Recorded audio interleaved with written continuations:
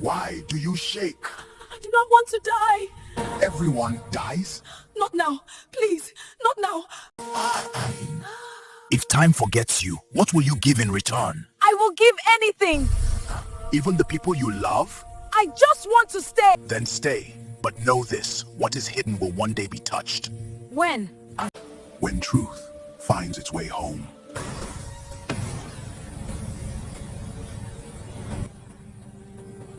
And many years later, a small hand reached for something it should not touch. If you stay with me, you will see what happened when time remembered her. In a small village called Umu-Ala, there lived a woman named Umu-Ala. Her name means a woman is something. People said her name fit her well.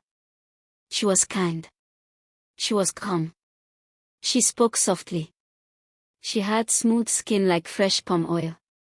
When other women grew old, Umu-Ala stayed the same. When children became adults, she still looked young. Her hair stayed black. Her back stayed straight. Her eyes stayed bright. People noticed, but no one spoke loud. In Africa, silence is sometimes safer than words. Children who grew up saw her the same way their parents saw her. Time walked, but it did not touch her. Every morning, she swept her compound. Every evening, she sat and watched the sun sleep. And every night, the village whispered her name. Old Mama Ebo was the first to talk. She was very old. Her skin was like dry leaves. One day she said, I was young when Umu-Ala was young. Now I am old. But she is not. People laughed small. They said Mama Ebo was tired. They said age was confusing her head. But the thought stayed. Farmers talked in the farms. Women talked by the river. Men talked at the palm wine spot. They asked questions with their eyes.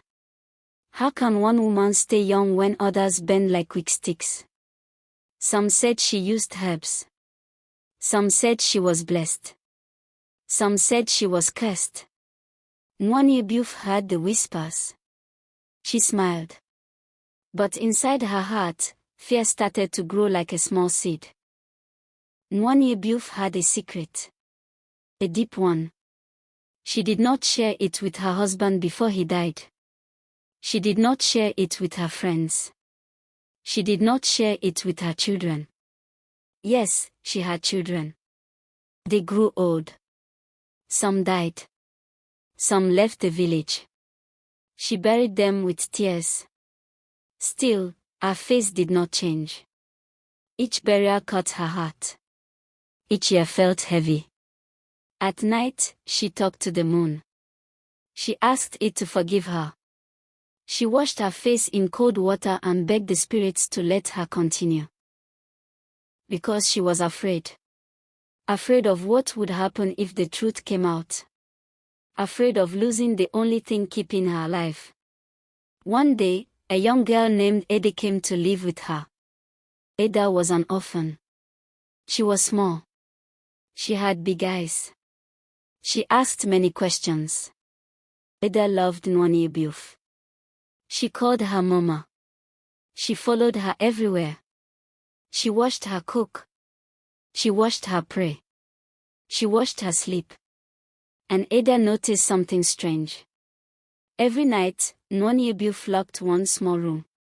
No one entered. No one cleaned it.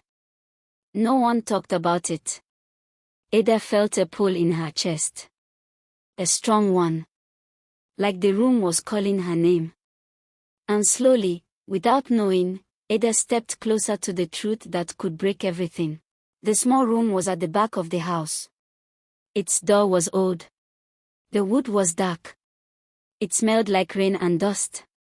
Ada asked one day, Mama, what is inside that room? Umu-Ala stopped moving. Her spoon fell. Her hand shook. She forced a smile and said, Nothing, my child. Just old things. But her eyes told another story. That night, she could not sleep. She turned on her mat. Her heart beat fast. She remembered a promise she made many years ago under a big Iroko tree. A promise to never let anyone see what was hidden. A promise tied to her youth. A promise tied to her life. Ada did not forget. Children do not forget. The room stayed in her mind like a song. One afternoon, when the sun was hot and the village was quiet, Nwanyebuf went to the stream. Ada stayed back. Her heart beat like a drum. She walked slowly to the small room. Each step felt loud. She touched the door. It was cold. She remembered Mama's shaking hand. She remembered her smile. Ada hesitated. But curiosity is stronger than fear. She pushed the door a little.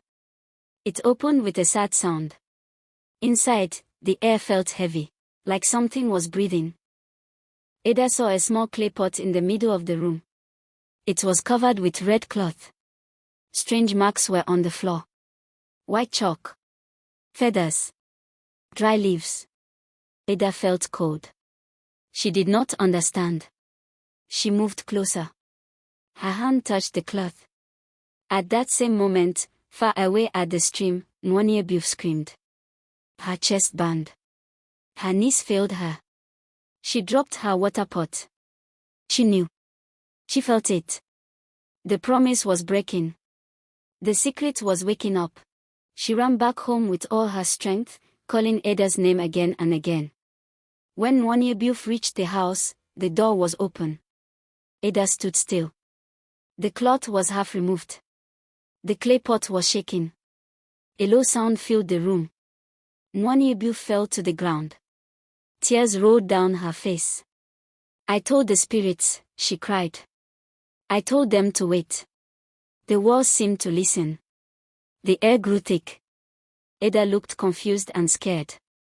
She did not know she had touched time itself. She did not know she had started something that could not stop. And as the clay pot cracked, a wind blew through the house, carrying the beginning of the end. The clay pot cracked open with a soft but angry sound. Inside it was not water. It was not food. It was light. A small glowing light that moved like a living thing. It floated up slowly. Nwanyebuf cried loudly. She crawled forward and tried to cover it with her hands, but the light burned her skin. No, no, no, she said again and again. Ada stepped back. She was shaking. The light touched the walls. The house groaned like an old man waking from sleep. Outside, the wind began to blow in a strange way. Leaves moved without sound. Birds flew away. Something old had been set free. Nwanyebuf lifted her head and looked at Ada. Her eyes were full of pain, not anger. My child, she said softly, I did not want you to see this. Her voice sounded tired. Very tired. She sat slowly on the floor. The light moved closer to her face. And then, something happened. A small line appeared on her forehead. Just one line. Ada gasped. She had never seen that before. Nwanyebuf touched her face. Her hand shook. Tears fell faster. It has started, she whispered. Time has remembered me. Long ago, when Nwanyebuf was very young, sickness came to the village. People died like falling leaves. She was afraid. She ran into the forest. There, she met something that did not walk like a human. It did not speak like a human. It gave her a choice.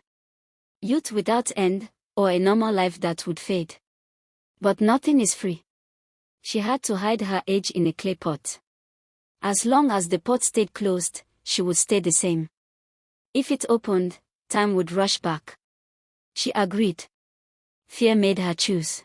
Now fear had come back to collect its debt. The light went back into the pot slowly. The room became quiet. Too quiet. Nwanyebuf stood up with pain. Her back bent a little. Her steps were slow. Her hair, just near her ear, turned grey. Ada cried. She ran to hold her. Mama, I am sorry, she said. Nwanyebuf hugged her tight. It is not your fault, she said. Truth has its own legs. It always walks out. Outside, people were gathering. They felt something. The village was about to see what it had never seen before. People gathered in front of Nonyebiuf's house. Men. Women. Children. They whispered. They pointed. When Nonyebiuf stepped outside, silence fell like heavy rain. She looked different. Small lines covered her face. Her shoulders bent. Her eyes looked deep, like they had seen many nights. Mama Ebu stepped forward slowly. She looked closely and nodded. I knew, she said softly. Fear moved through the crowd. Some people stepped back. Some crossed their arms. Some wanted to run. They had watched her for years. Now time was showing its teeth. A young man shouted, "She tricked us." Another said, "She is not human." Stones were lifted. Ada stood in front of Nonyebiuf with her small body. She cried, "Please." Nonyebiuf raised her hand. "Do not fight," she said. Her voice was weak but clear. "I did not stay young to hurt anyone. I was only afraid to die." Her words touched some hearts. Others stayed hard. Fear makes people forget kindness. The sky grew dark even though it was still day. Suddenly, Nonyebiuf fell to her knees. Time rushed faster. Her hair turned white. Her hands shook. Her breathing became heavy. The crowd watched in shock. No one spoke.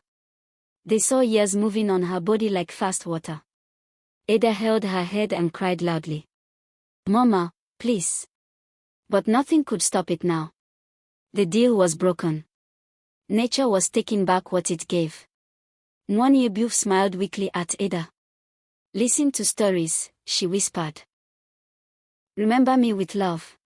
With one long breath, Nonyebiuf closed her eyes. The wind stopped. The sky cleared. Birds came back. The village stood still. Some people cried. Some bowed their heads. They understood too late. She was not a monster. She was just a woman who loved life too much. They buried her under the Iroko tree. Ada stayed there for a long time. From that day, the village learned a lesson they would never forget. That secrets grow heavy. And time, no matter how slow, always comes back. After Nonyebiuf was buried, the village of Umu-Ala was not the same again. People spoke softly. Laughter reduced.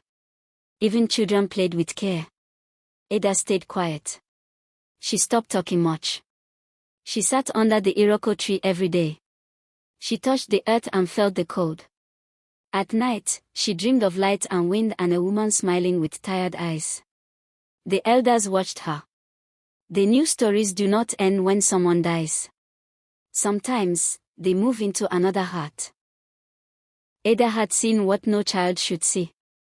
And what she saw had changed her forever. Mama Ebu called Ada one morning. She gave her food and pulled her close. "My child," she said, "do not let fear live inside you." Ada looked up. Mama did not want to be alone, Ada said slowly. She was afraid. Mama Ebu sighed. "Yes," she replied. "Fear makes people hide things." Ada began to talk then. She told the elders everything. About the room. About the clay pot. About the light. The elders listened without stopping her.